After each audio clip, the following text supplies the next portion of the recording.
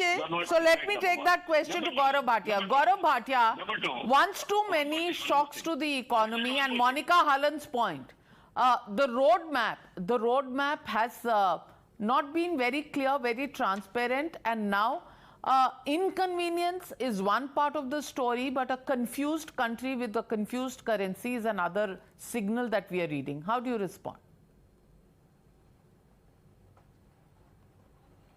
No, I think Monica ji voiced her concerns, and that is a concern for many. But let me make it very clear that this is under the clean note policy. And the RBI, by taking this decision, there is a larger message also, Navika, that RBI, you remember when denotification happened, demonetization happened, what did the opposition say? They said RBI is not autonomous. Today they are taking a decision.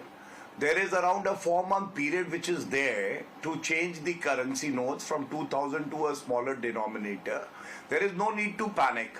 And I must tell you that the honest taxpayer is not at all worried, because they know that ultimately every currency note would be honored and it would be changed by another denomination. But who is worried? I'll tell you. In Rajasthan, within the secretariat, Ashok Gehlot needs to answer how did a recovery of 2.5 crores and 1 kg of gold was found. It is fight against corruption, and I think RBI has taken the right decision.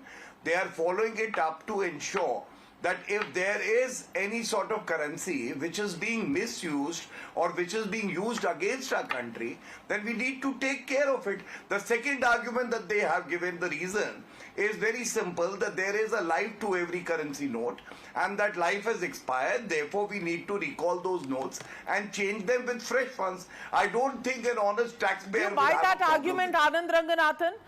We've seen the 5 rupee notes going on forever, 100 rupee notes going on forever. Suddenly, last 7 years, the life of the 2000 rupee note is expired.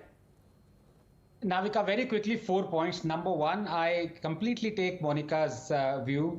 It would not be a government policy if it wasn't botched up to begin with. You've seen what happened with 20% TCS and how they have to revise so many things. Number two, it is not like, I would really wish the politicians on the panel would stop spreading panic, because this is completely unlike the demonetization of 2016, where you only were given 4-hour window to exchange a volume which was 89% of the floating currency. Here it is 9% of the floating currency by volume, and you have 4 months to exchange. And number three, people are finding fantastically innovative ways. In fact, Zomato has come out and tweeted that 72% of their cash on delivery in the transactions yesterday were actually people giving them 2000 rupee notes, and they were accepting it happily. And number four, I personally haven't possessed a 2000 rupee note for 4 years, Navika. In fact, the only time I saw a 2000 rupee note was at a wedding when you were there and you were doing this with 2000 rupee note on a doula's head. Oh my God, Anand Ranganathan, trust you to badmouth me, any little time that you get, an opportunity that you get. But